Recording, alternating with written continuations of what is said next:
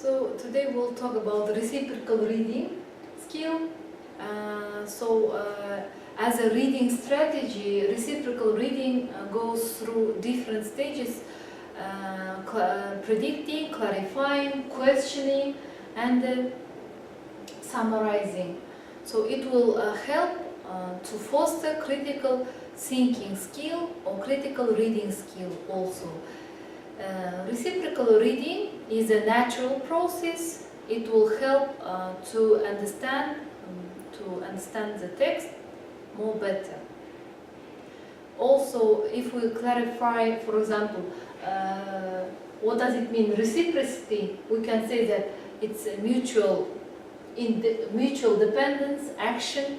So reciprocal reading thoughts give and take actions. So it means that in four members of the group, they have to act differently in order to understand the text better, because one of the members of the group, they are trying to predict, one of them he or she is trying to clarify, and the third will try to ask questions, and then the last will try to summarize.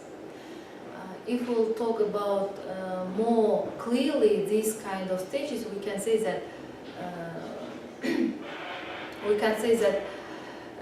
predicting, anticipating what the text is about, clarifying, for example, making clear some words, sentences or phrases, and questioning. So here just a pupil or your students, for example, the colleagues, they are trying to to ask different kind of key questions in order to clarify the main idea of the text or of that paragraph. And then the last is summarizing. So summarizing, it means that a teacher have to tell beforehand some words, some phrases, how to summarize, because every time your students have to summarize one sentence or two sentences or one paragraph within one text. Prediction, for example, if you want to make your students to understand, to follow the main idea of the text, so you can ask your students to read the title of the book or to read the title of the article, and in that way you can just elicit the main idea of the text or of the article. Or you can ask your students to pay attention to different images which are supporting in that text. So how to clarify? So clarification, it means you have to clarify, for example, some new words, new phrases, and you have to refer to dictionaries. You have to give different kind of synonyms. Just try to use some phrases in order to support your just peer students or co-teachers. And the questioning, so here it's very important to to help your students to make questions, so different kind of key questions where you can just you can ask your students to question differently, because you have to clarify the main idea of the text or of the paragraph, and you have to ask questions. You have to ask your students to question differently, using different questions. So summarizing, so here As we have commented previously, we can say that before doing summarizing, every teacher have to tell the main strategy of summarizing. So it's clear that every teacher have to support your learners, and you can just use different kind of texts, parts of text, in order to make different kind of activities before doing summarizing. And for example, your students can summarize 1-2 sentences, or they can summarize one paragraph, just 2 paragraphs, or the entire text. They can summarize entire text, for example. Also, if we talk about reciprocal reading, expanding reciprocal reading roles, we can say that they can be so you can just ask your students to be a watcher, illuminator, for example, a person who will just clarify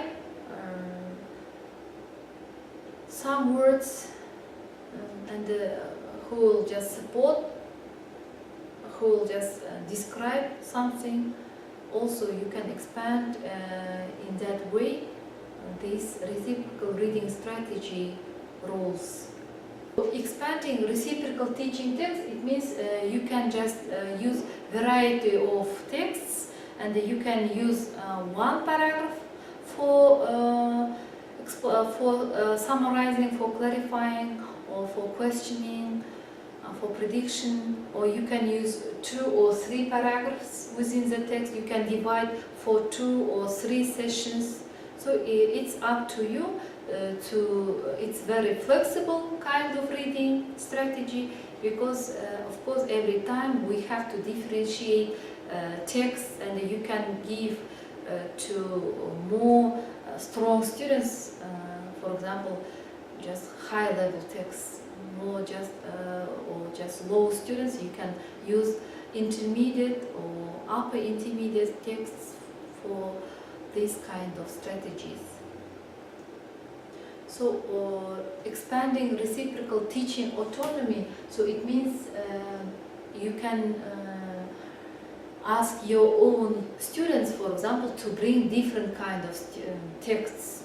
Of course, in order to just direct, you can tell them just general topic, different kind of general global topic, for example, alternative energy, or global warming, climate change, changing biodiversity.